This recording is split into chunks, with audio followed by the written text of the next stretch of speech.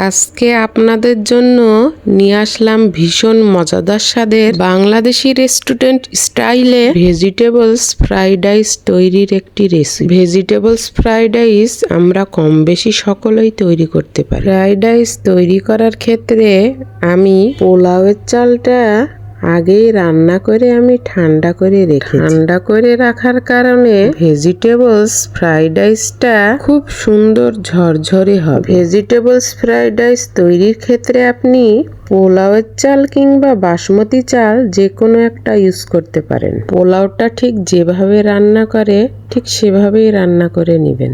আমি এখানে একটি প্যানে তেল গরম করে পেঁয়াজ কুচি মরিচ কুচি দিয়ে একটু নাড়াচাড়া করার পরে হালকা লাল হয়ে আসার পরে আমি এখানে কিছু সবজি অ্যাড করব। আপনি বাসায় থাকা যে কোনো সবজি দিয়ে এটা তৈরি করে নিতে পারবেন। তবে আমি এখানে অ্যাড করেছি ব্রোকলি, গাজর, মটরশুঁটি এবং বাঁধাকপি। এই সবজিগুলো আমি একইভাবে খুব পাতলা করে স্লাইস করে কেটে নিয়েছি। এগুলো আমি খুব নেড়ে চেড়ে আধা সিদ্ধ করে নেব। খুব বেশি সিদ্ধ করা যাবে না।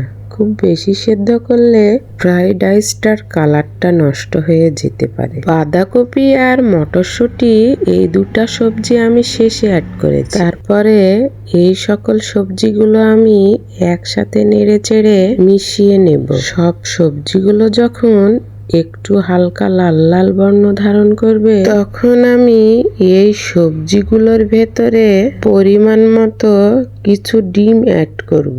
তবে আমি এখানে 4টা ডিম অ্যাড করেছি। ডিমগুলো আমি ভেঙে একটা বাটিতে রেখে দিয়েছিলাম। সেগুলো এখন ভেজিটেবলসগুলোর ভেতরে দিয়ে দিলাম।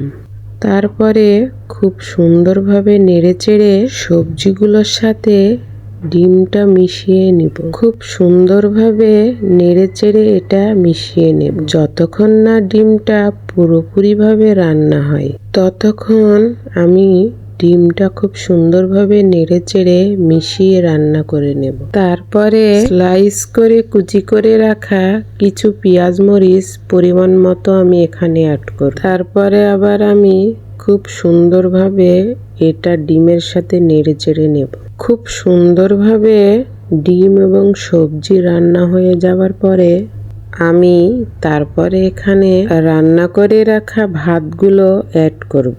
ভাতগুলো দিয়ে খুব সুন্দরভাবে আমি নেড়ে চেড়ে নেব।